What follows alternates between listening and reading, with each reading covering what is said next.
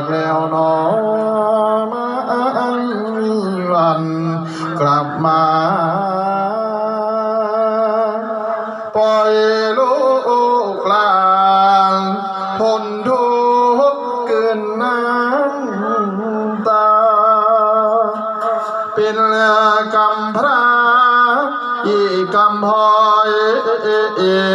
แสนน้อยใจโอ้ยบ่เห็นโตบ่เห็นหน้าบ่เห็นหูบ่เห็นตาฟ้องเหลือไว้เจ้าแต่เสือเกินสิไกลออกหน้าย้ำสุขนั้นสิอยู่ใส่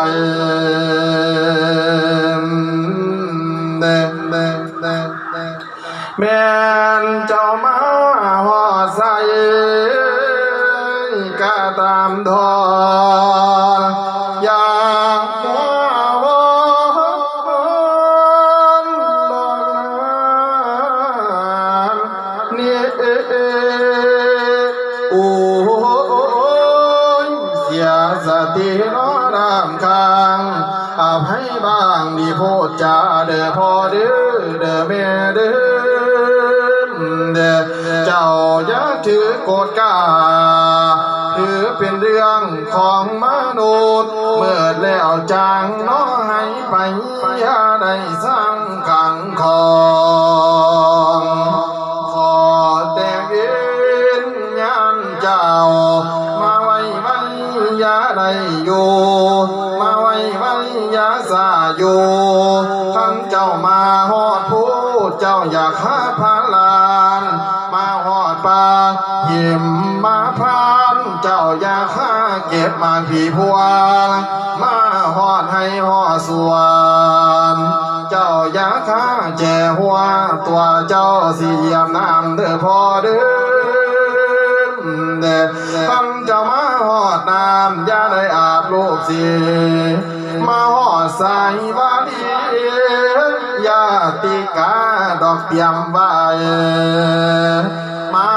ฮอดใส่กระตำทอนอย่ามัวงอนแล้วให้มี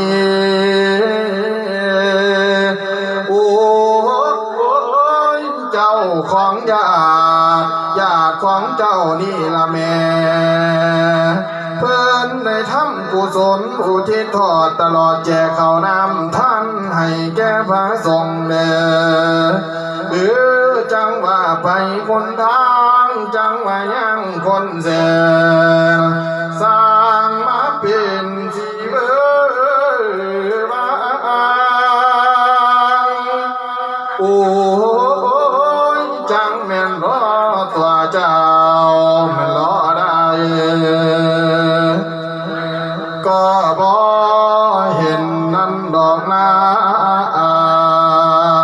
สันทาง